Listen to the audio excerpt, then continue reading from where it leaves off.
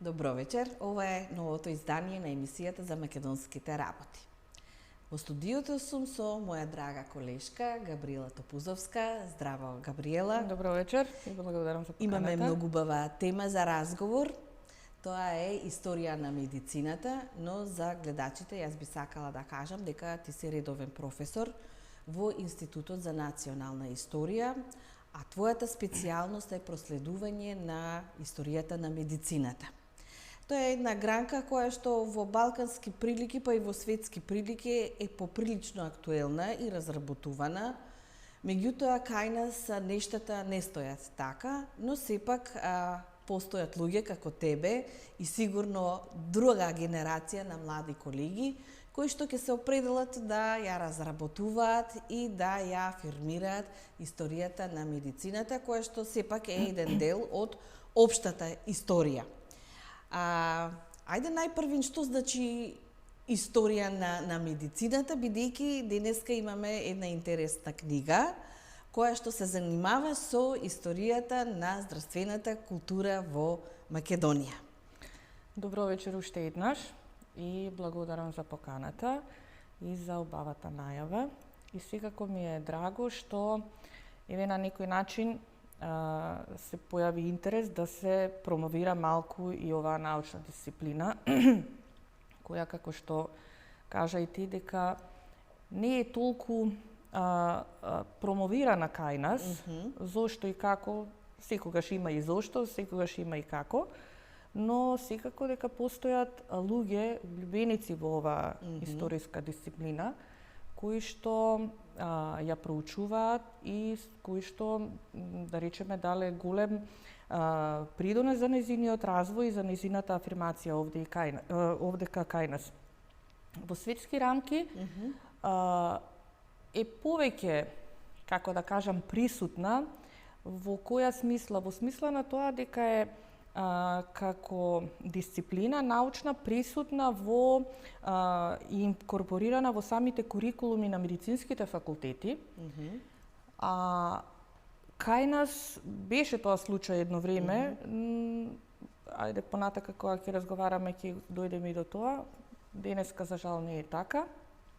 Но имаме примери од соседството каде што постојат и посебни катедри за историја на медицина. Например, во Словенија постои катедра за изучување на историјата на медицината, во која што се изучува и историјата на медицината и историјата на стоматологијата, меѓутоа споени како така под капата на историја на медицината, пошто сепак се блиски сродни гранки. Ти ми спомна и за актуелноста на оваа дисциплина и во светски рамки, Австралија. Посебно сум изненадена што во Австралија се организираат огромни светски конгреси за историја на медицина, на која што се наоѓаат реномирани имиња и на која што пред короната, сега некако дојде момент кога го делиме периодот на пред корона и после корона и некако многу почнавме да ги поврзуваме нели исклучувањата и настаните со здравствените периоди и некако доаѓаме до моментот дека ова е битна научна дисциплина која што можеби понатака ќе стане актуелна и привлечна за младите. Јас во една прилика добив една покана за таков еден конгрес, меѓутоа кај нас се знае дека финансирањето оди многу тешко и за жал не успеав никако да стасам до таму, меѓутоа никогаш не се знае, можеби некогаш и ќе посетиме некој таков светски конгрес, па ќе ги видиме. Јас се сеќавам на времето се одржува на 2 години или на 3 години регионални конгреси на медицината, балкански најчесто. Меѓутоа мислам дека и таа работа замре.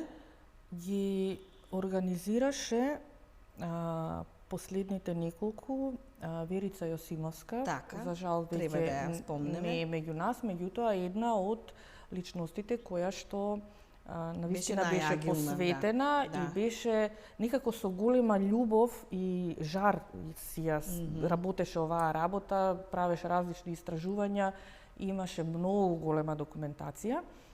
И последниот конгрес беше во Музеот на револуционерната борба, беше убаво организиран и беше на балканско ниво. за жал, еве веќе некако нема кој да застане напред и да ја поведе некако оваа работа, затоа што си бара ангажман, си бара точно организација и посветеност и секако финансии. И најголемиот проблем кај нас, како и за се, е ова.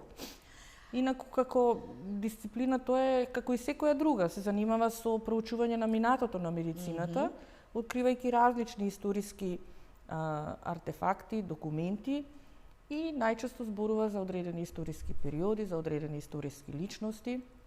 Мислам дека е како наука доста потребна со оглед дека, како што спомна, современи некои болести или процеси кои што се случуваат, можат својот одговор да го најдат или решението во она што се случувало порано, во историските документи. Знам дека во книгата ти ми посочи дека дури и на фреските имаме одговори за медицинското делување и здравствените прилики. Така е, значи секоја наука која што има своја историја, таа значи дека достигнала некој висок развој. Точно. Ништо не почнува од денес или од вчера, се почнало многу одамна. Тоа ќе го видиме и низ ракописот кој што овдека ние го имаме објавено на доктор Брезјанин. Така, уште еднаш да спомнеме, ќе ми дозволиш да ја прикажам, може би ќе сака некој од гледачите и да си ја купи, може да се купи книгата? Книгата, за жал, не можам да кажам, не сум многу информирана како оди начинот на достапност до јавноста, меѓутоа тоа е во издание на Институтот за национална историја и имаше многу иницијативи, како ова, така и други дела на наши колеги, за кои што постои интерес, дека треба да бидат ставени нели, со можност да може јавноста да си ги купи. Значи, ова е еден од ретките ракописи посветен на историја на медицината во Македонија, поточно здравствената култура. Авторот е доктор Ристо Брезјанин. Кој е доктор Ристо Брезјанин? Доктор Ристо Брезјанин е наш истакнат, реномиран и заслужен лекар, кој што е роден во Тетово и 1907 година и кој што потекнува од една работничка фамилија и најстар меѓу тројцата браќа. Постојат некои податоци дека едниот брат бил адвокат, другиот брат бил го продолжил занаетчискиот занаетот на семејниот занат од неговиот татко, а тој заминува во Букурешт, каде што го завршува медицинскиот факултет. Не едноставно, да кажеме, семејниот занает се работи за мода и тој брат е во Париз, додека докторов е во Романија. Така. И тој заминува во Букурешт, таму го завршува медицинскиот факултет и 34-та година успева да одбрани и докторската дисертација таму и тоа оценета со 10. Така стојат податоците, изворите така кажуваат. Потоа се враќа доктор. Интересно е да кажам дека Ристо Брезјанин уствари е Ристо Трифунов Брезјанин. Роден е во село Брезно и затоа што многу го сакал својот крај, си го природал на името и попознат е како Ристо Брезјанин и подоцна се секаде се потпишува како Ристо Брезјанин и многу малку е познат како Ристо Трифунов. Така. Значи да и ние го знаеме и го рекламираме во моментов преку неговото дело, така како Ристо Брезјанин. Доаѓа во Тетово во меѓувоениот период и бил член на лекарскиот синдикат. Така. И поради тоа имал големи проблеми со властите во тогашна Вардарска бановина. И дури едно време бил избркан од училиштето во кое што предавал хигиена, стручен медицински предмет, затоа што предавал на македонски јазик. И често бил прогонуван од властите.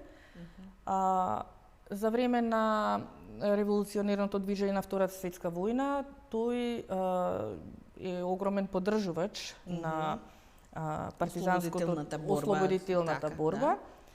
И по ослободувањето веднаш се вклучува во оние организации, врши некои високи функции државни во Црвениот крст, член на делегатите на Сојузот на комунистичката партија и така натаму. И својата кариера ја започнува во Тетово, меѓутоа доаѓа во Скопје затоа што после ослободувањето Македонија наследува една тешка здравствена состојба кај населението, особено се присутни заразните болести кои што го на некој начин и десеткуваат населението. И она потреба да се помогне и во најкритичните моменти го носи во Скопје и почува да работи како лекар во инфективното заразното, така се викало тогаш, заразното оделение во земската болница. И по извесен период, значи по како што се развива нели земската болница, 54-та година доктор Брезјанин е избран за прв управител на инфективното оделение, кое што со неговото доаѓање прераснува во клиника за инфективни болести и затоа тој и се смета за основачот на инфективната клиника во Скопје. Инаку има богата публицистичка дејност, има издадено преку 70 стручни и научни трудови. Има напишано неколку учебници за средните медицински училишта и секако има учествувано на многу меѓународни, домашни симпозиуми од областа на медицината.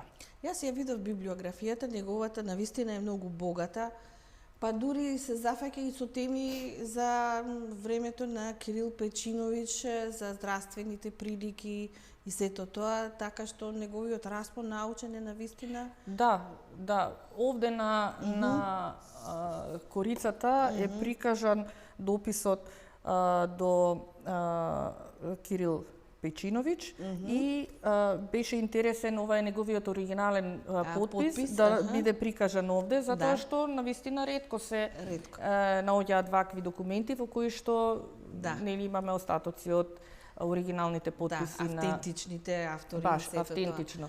Во оваа книга, во овој ракопис, забележувам една многу богата содржина.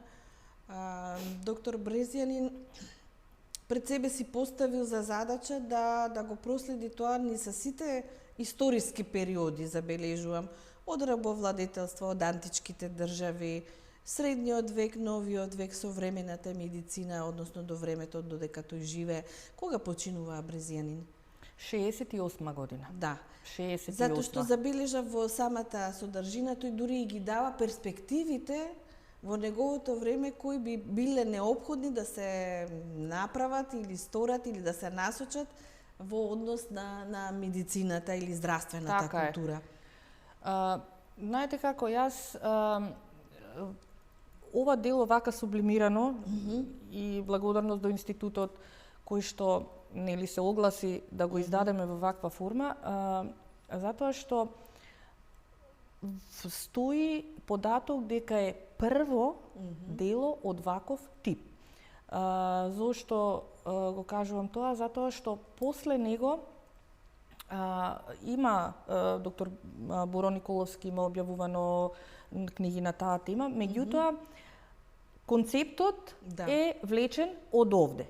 И сега долги години е чуван ракописот, да почнеме малце понапред во Институтот за национална историја.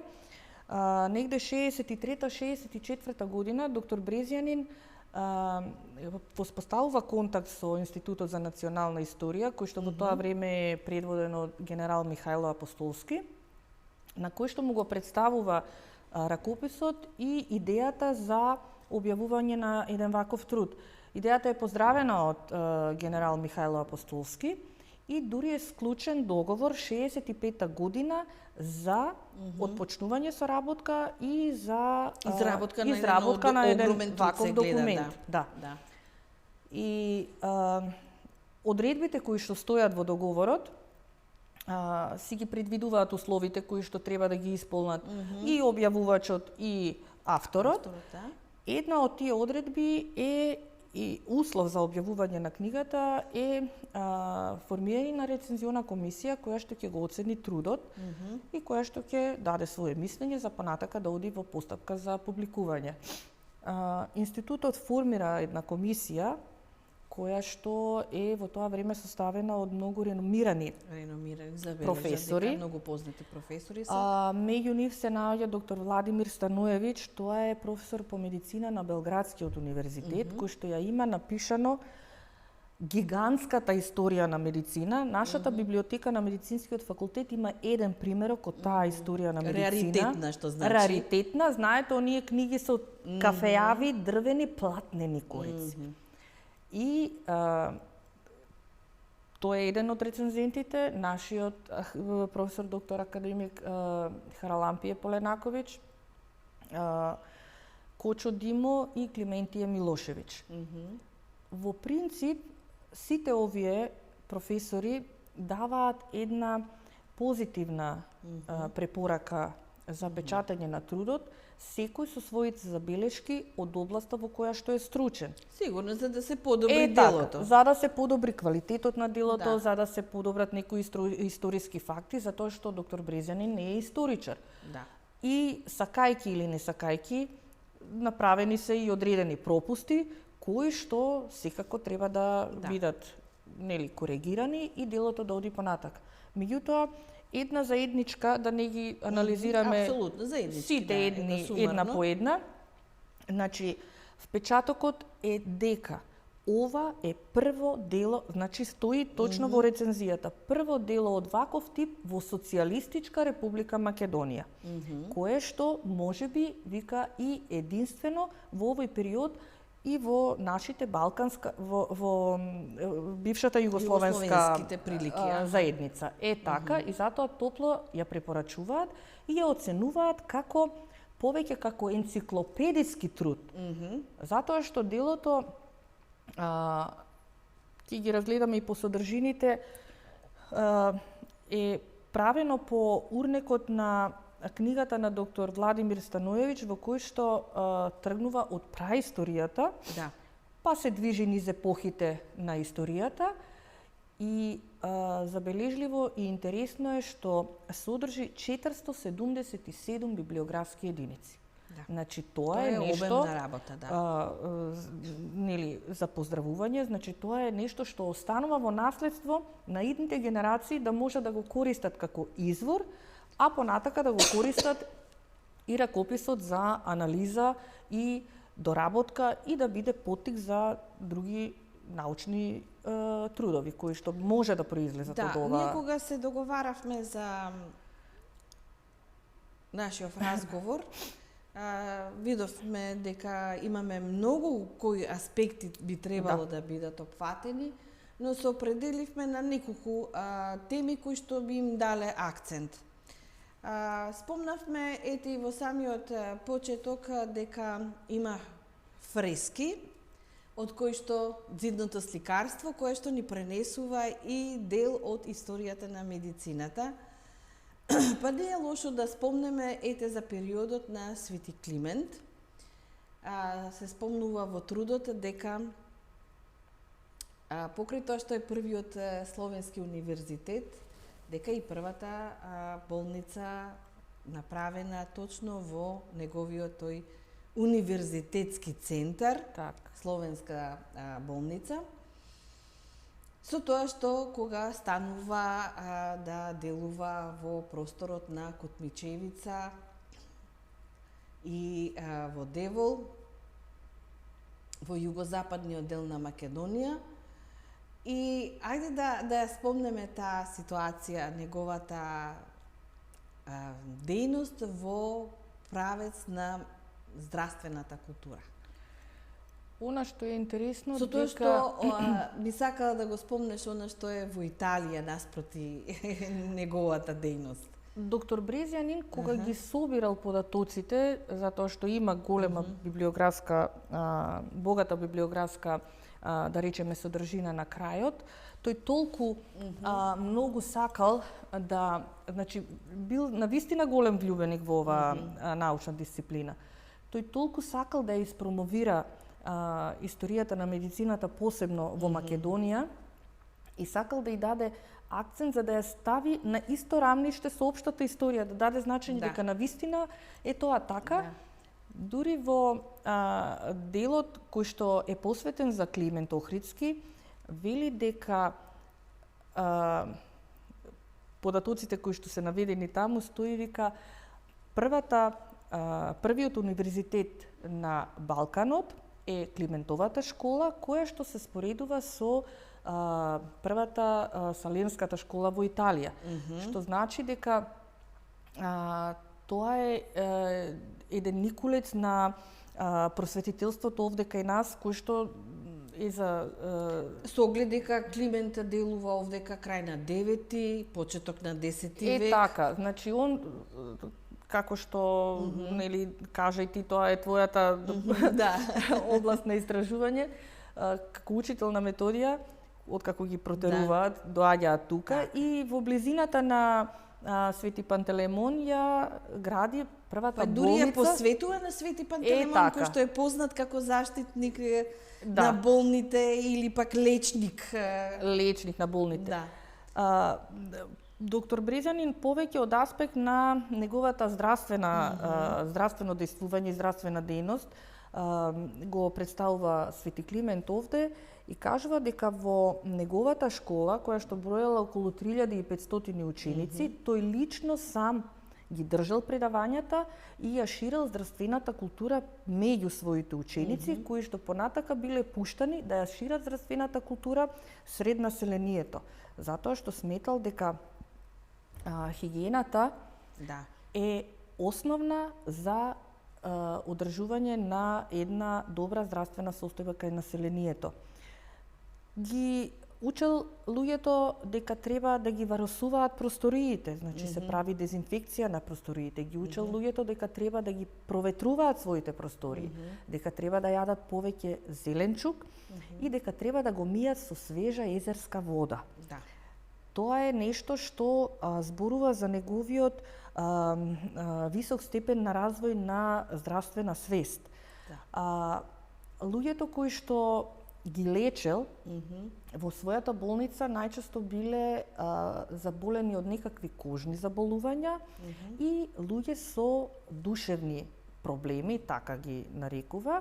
Може да го спомнеме во овој контекст веќе Свети Наум, бидејќи пак неговата манастирска дејност е посветена на лечењето на оние заболени од така, најчесто душевни болести, Интересно е овде да се спомне дека душевните доктор Свети Климент не го поддржувал екзорцизмот, туку болните ги лечел со молитва и тоа било за него вистинскиот пат на лекување и многу имал познавање од белкарството и правел различни илјачи за кожа и чаеви за пиење, на тој начин им помагал. Друго интересно беше тоа што зборуваат дека раните кои што биле превивани на болните, кои што биле лекувани во неговата болница, биле направени од свилени ткаенини. Што значи дека многу се вложувал и многу внимавал. Перените завои ги ставале на сончева природна светлина да се сушат и на тој начин се уништувале дел од бактериите кои што биле причина за одредени кожни заболувања кои што на инфекции. Со оглед дека поприлично има теми, ние се определивме да ставиме повеќе акцент на периодот кој што следи од Балканските војни од 1912 година, но претходно сакав да спомнам нешто друго. Во периодот на османлиското владење каде што исто така хигиенските услови се подобруваат. Ти ми спомна дека во тоа време се внимава на чистотата на телото, но најголем проблем е прочистувањето на водата. Да. Само да кажам дека за публицистичката дејност на Свети Климент, неговото познато дело Закон судним људи. Значи, во него зборува за брачната хигиена. Така. Тоа ми беше интересно кога го прочитав, затоа што уште тогаш се посветувало внимание на брачната хигиена и се знаело дека жената кога е во циклус не смее да биде блиска со мажот. Значи, многу високо развиена здравствена свест која што била пренесувана. Значи, за тоа време, такви размислувања навистина се за поздрав и за почитување. Так. Во однос на периодот на отоманското владење, тука е опишан како мрачен период. Опишан е како период во кој што хара чума, колера, дифтерија, дизентерија. Зошто?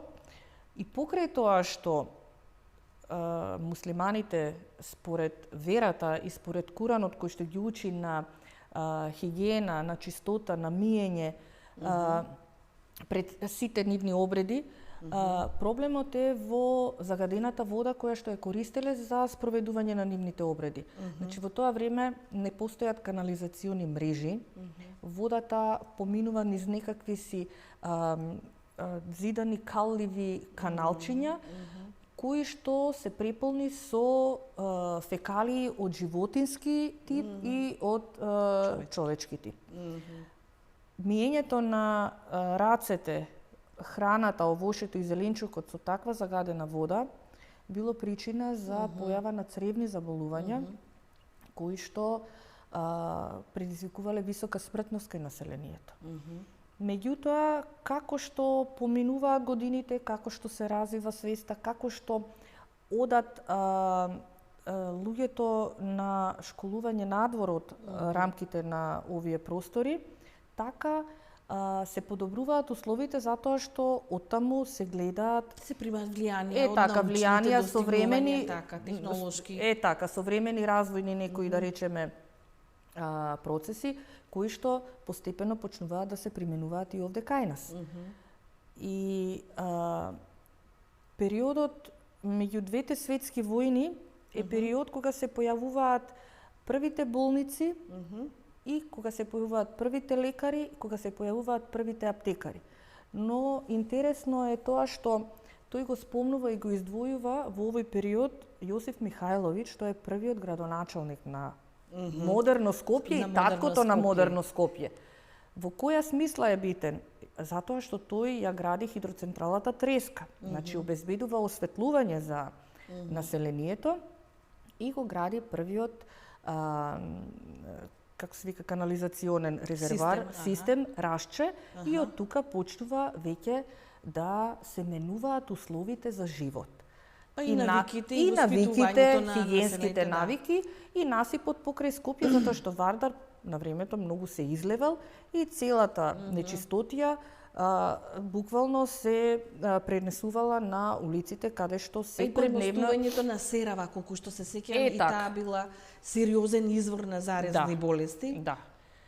И сега во тој период почнуваат да се појавуваат болниците, првите здравствени установи, може да се спомне првата воена болница Полумесечина, која што е турска болница и која што била првенствено на местото на старото градско сајмиште, а потоцна се префрла. За време на Втора светска војна во Горно Врановци, кога се создава еден, како да кажам, на некој начин санитетски здравствено-санитетски оддел или така, при крајот на војната они се спуштаат во Полумесечина на сегашното ја преместуваат и на сегашната локација на воена болница и така почува уствари да се формира воената болница. Тука се создава, се формира хигиенскиот завод, 25-та година, Значи, клучна институција која што на почетокот се вика Завод за тропски болести. Така. И тој се занимава првенствено со заразни болести, кои што не само Македонија, туку и целиот Балкан и пошироко го мислам тоа е нешто што се третираат оние колку што ми е познато маларијата и тие болести. Маларија, туберкулоза, дифтерија, дизентерија. Има една во мојата статија за маларијата има една карта која што ја представува поранешната југословенска заедница и во која што со легенди и бои се назначени регионите каде што е маларијата најприсутна. Значи, како што се оди од север надолу кон југ, нашето подрачје, Македонија, е буквално цела црвена. Значи, обележана е со црвена боја. Не постои место каде што има друга боја, што значи дека најголемиот проблем со маларијата е тука. Но, исто така, туберкулозата е доста присутна и се сметала за социјална болест, затоа што работниците биле изложени на многу тешки услови за работа и смртноста била многу голема од туберкулоза. И во тоа време се формира и уредот за работничка заштита и почнуваат да се јавуваат и да доаѓаат кај нас и да ги пренесуваат своите знаења првите лекари. Секој сме кај првите лекари, јас видов еден голем список на лекари кои што живеат уште во времето на османлиското владење, особено посвети внимание на 19 век, со оглед дека тогаш и почнуваат првите граѓански права на христијанското македонско население со реформите на Танзиматот. Ајде да ги спомнеме фамилиите кои што се познати како лекарски или медицински семејства. Списокот на лекари што го направил достапен до нас доктор Брезјанин е навистина голем и секој треба да си го отвори, да го види, да го прочита и можеби ќе најде некое презиме кое што се врзува и со нивната фамилија. Меѓутоа, една од фамилиите која што вреди да се спомене е фамилијата Робевци од Охрид, позната лекарска фамилија. Да. И меценска, значи најголемите мецени на сите македонски просветителски па и авангардни процеси е фамилијата Робеви. Така, кои што биле трговци, кои што имале можност да излезат надвор, кои што се школувале во Виена, дел од нив работеле во Виена, дел работеле во Охрид и Битола кога се враќаат. И многу интересен е ликот и делото на доктор Анастас Коцарев. Значи, мислам дека Коцарев многу мина го знаат, затоа што се смета за првиот онколог во Македонија.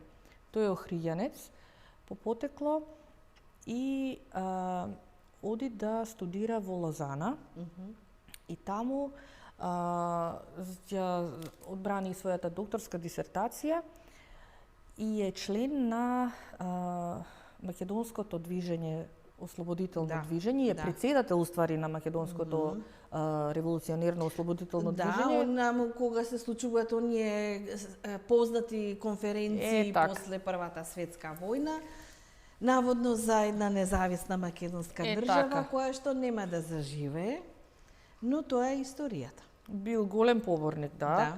И тој интересно е за него што работи со Марија Кири Склодовска. Ретко кој ја имал таа прилика да работи со една таква позната личност, Нобеловец. Првата жена Нобеловка која што нели заслужено си го носи епитетот прва Нобеловка. И тие ги работат првите истражувања за откривање на рак. Зошто Коцарев бил баш заинтересиран за таа проблематика? Затоа што и неговата мајка и неговата сестра многу млади починале од рак.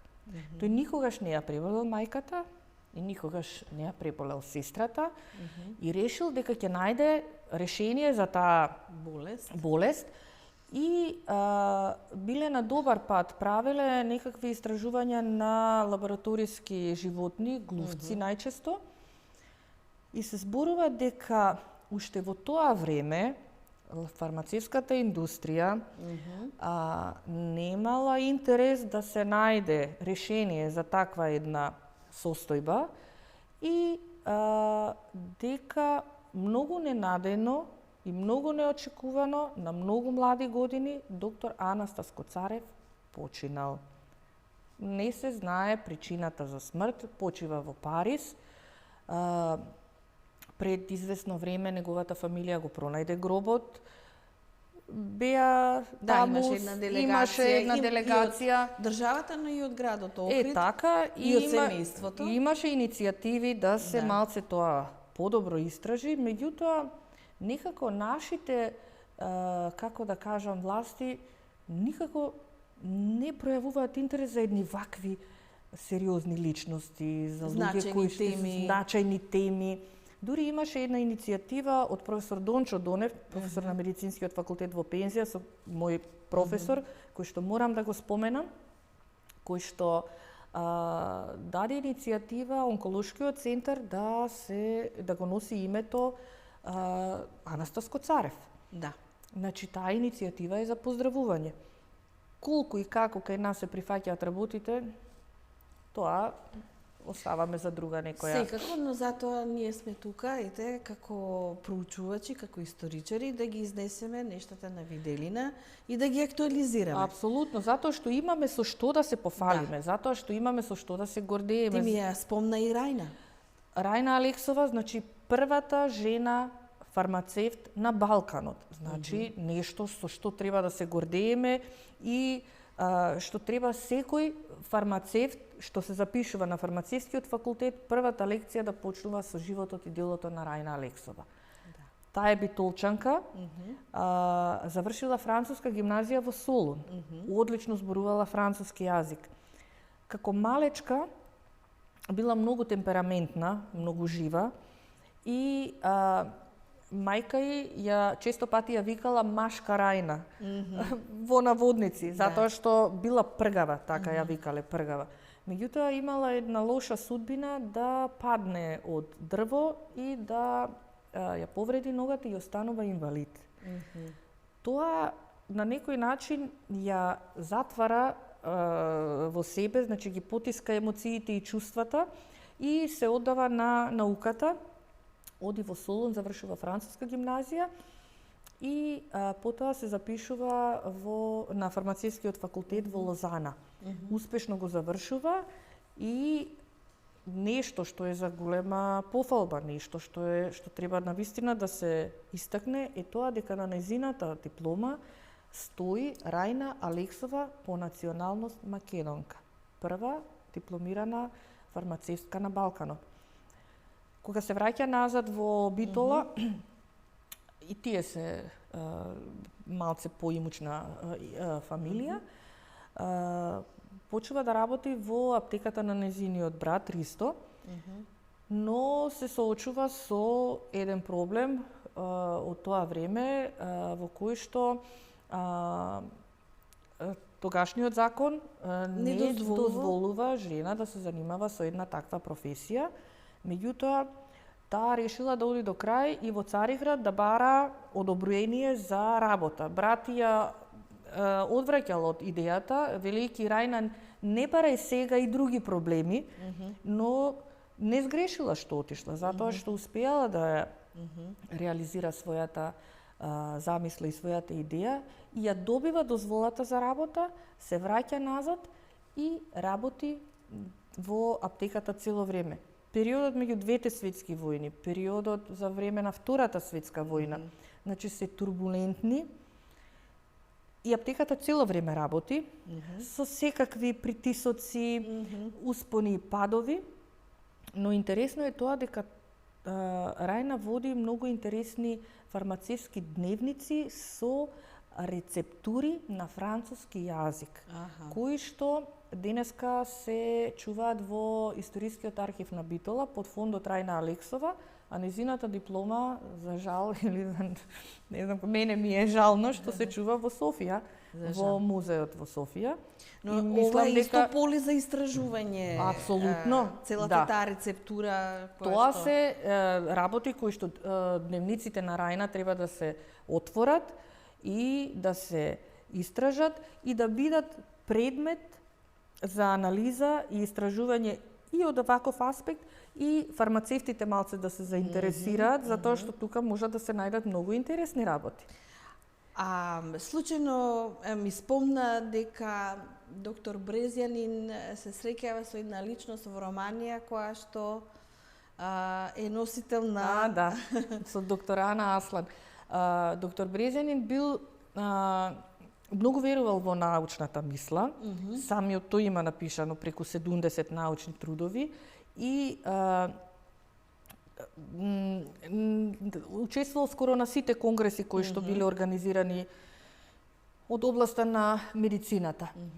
На еден конгрес во Букурешт 65-та година, тоа е значи веќе непосредно во залезот на неговиот живот, тој се среќава со доктор Ана Аслан, која што е биолог и лекар и се занимавала со процесите на старење, односно барала начин како да се успори процес, физиолошкиот процес на старење кај луѓето. И ја обработувале субстанцата H3, која што делувала на невролошките функции кај луѓето. Во истражувањата и искуствата што ги стекнал во соработката со доктор Ана Аслан, тој ги пренесува кај нас пред Македонското лекарско друштво. Дури постојат податоци дека правена е една клиничка студија во која што е имплементирана субстанца, две испитанички групи имало, едните се третирани со плацебо, едните со H3. И дека кај пациентите кај кои што е давана H3 субстанцата се воочени подобрувања во неврофизиолошките функции. А денеска се знае дека нејзината субстанца во тоа време, доктор Ана Аслан, кога ја има проучуване, кога има анализирано, ја промовира под маркетиншкото име Геровитал, а денеска, дамите можеби знаат, постои една козметичка линија за лице која што е Геровитал и наменета против старење на кожата, што значи дека ете историјата и овде е актуелна. Повторно е актуелна и присутна. Ајде да се вратиме сега на она што е актуелно во периодот после Втората светска војна. Доктор Брезјанин ни дава податоци за искоренување на многу сериозни болести, туберкулозата, маларијата. Значи, по Втората светска војна, значи Македонија е една од ранливите и најзаостанати, здравствено заостанати подрачја, затоа што постојат податоци дека на целокупната територија на Македонија по ослободувањето имало 123 доктори. Што значи дека тоа било поразителна бројка и дека населението страда од дифтерија, од цревни заболувања, пертусис, голема кашица, која и денеска се актуализира, еве ни се јавува. Туберкулоза, маларија. Се превземаат низа активности, веднаш се отпочнува со, како да кажам, пропаганда за надминување на ваквите состојби.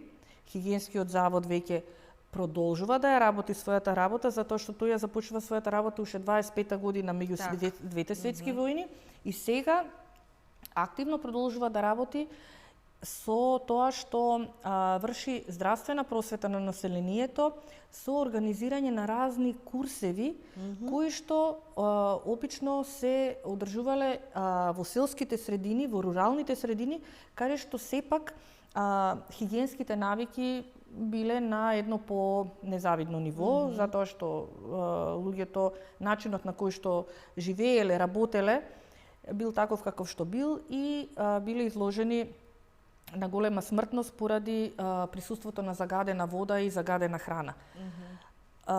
Се спроведува вакцинацијата и таа дава големи резултати.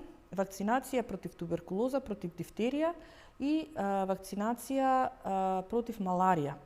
И сега доктор Брезанин во своите овде анализи дава една споредба во која што вели дека 50-тите години се појавува една лажна слика на намалување на бројот на новозаболени. И тоа ги опушта нашиве власти. Оние активности што се превземале во смисла на резидуалните прскања против анофиличниот комарец кој што е предизвикувач на маларијата и прскањата, уништување на моноспитовското блато, мелиоризацијата на околу Струмица, затоа што тие биле сезонски, со појавување на влагата се појавуваат комарците, ларвите ги пренесуваат со директен убод на векторски се пренесува маларијата. И оној момент кога малце се релаксира населението, односно сите, сметајќи дека имало и видливи бројки од сите анализи, постојат тука табели во кои што дава споредба на новозаболени од 39-та со 51 година, кај што се гледа на вистина голема разлика, затоа што тие мерки кои што биле преземани дале сериозни резултати. Меѓутоа, не смеело да се прекине со активностите и не смеат да се опуштат. Што се случува понатака?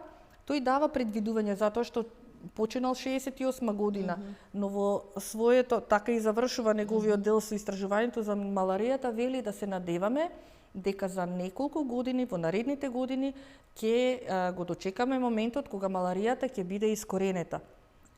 Борбата за борба против маларијата продолжува понатака и во светски рамки, затоа што проблемот со маларија е сериозна работа. И стои една изјава таму, вели, ниту една друга болест не ја мобилизира и здравствената и светската јавност како во една заедничка борба, како што е мобилизацијата во борбата против маларија.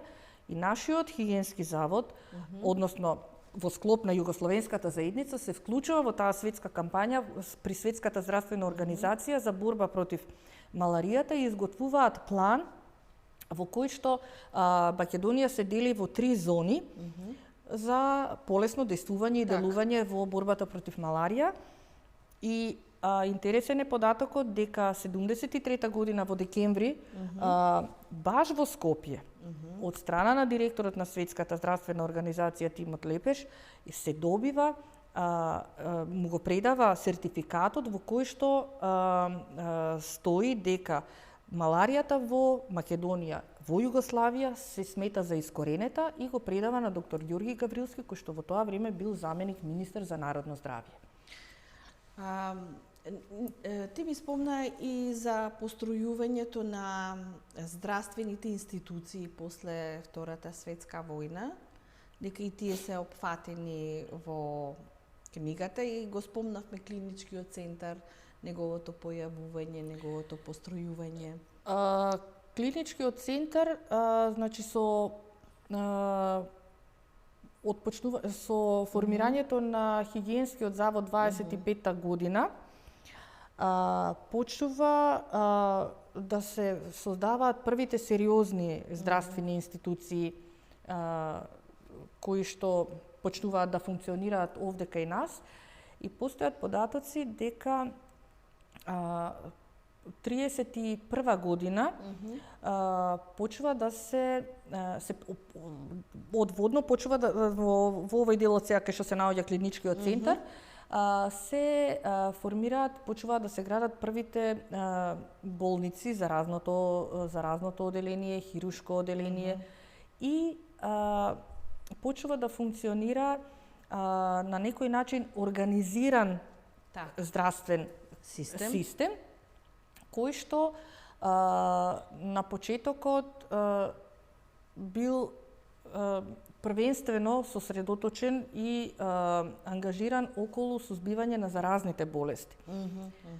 Ете, и тоа е поврзано повторно со ова што го спомнавме, действувањето против маларијата, дифтеријата.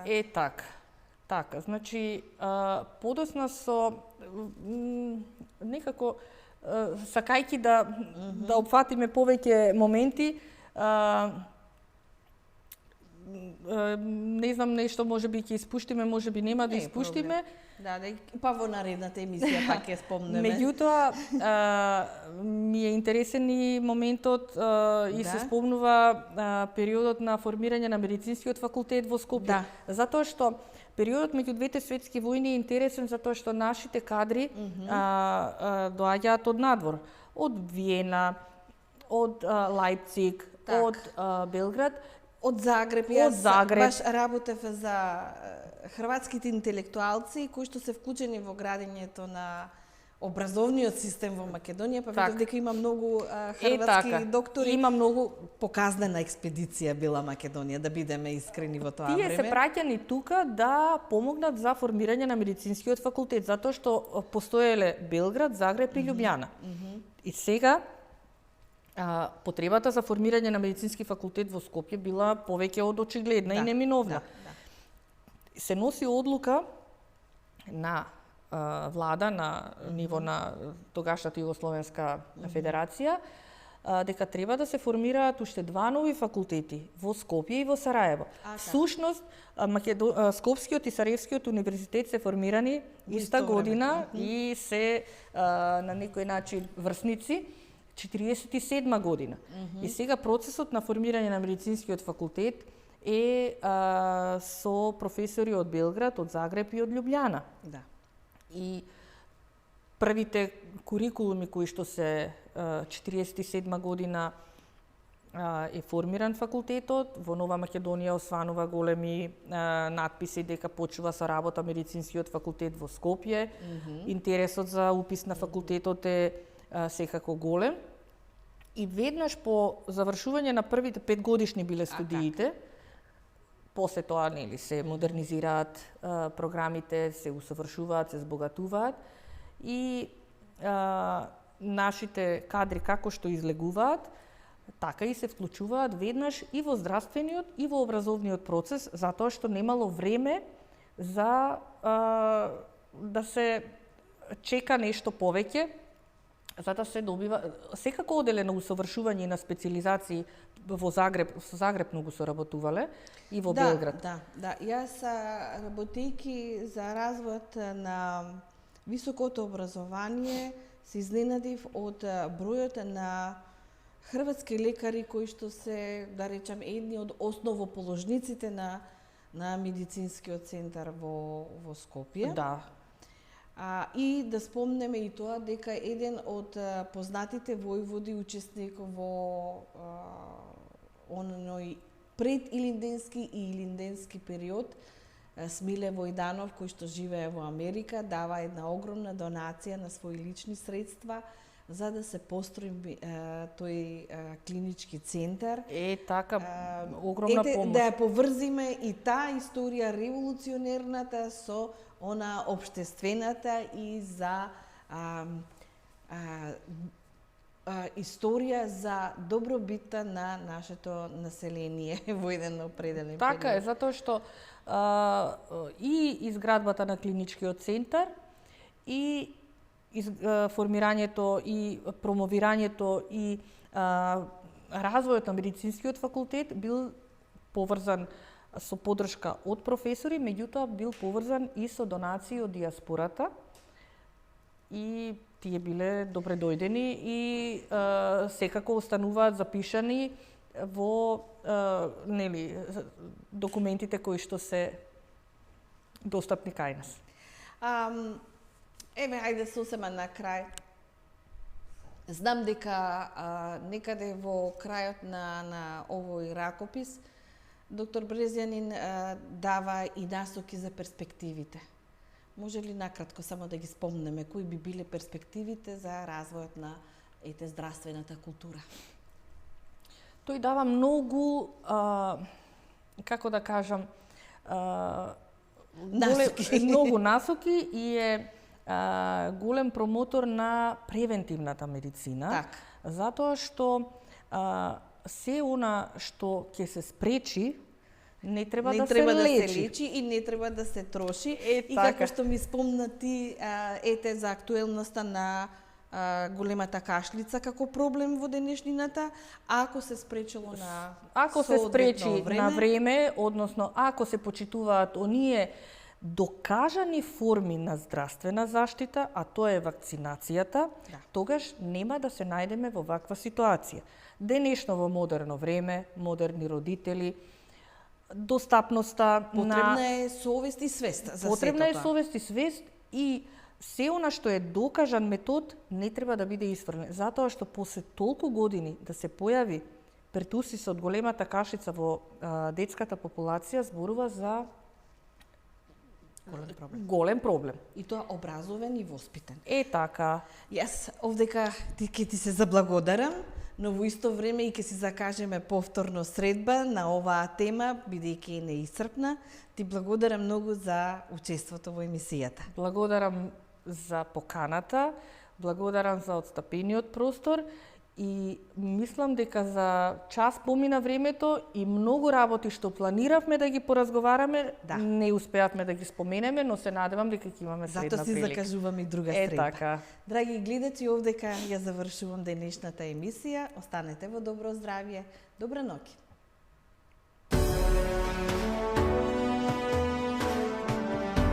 Многу работи ми кажат, па од едно на друго.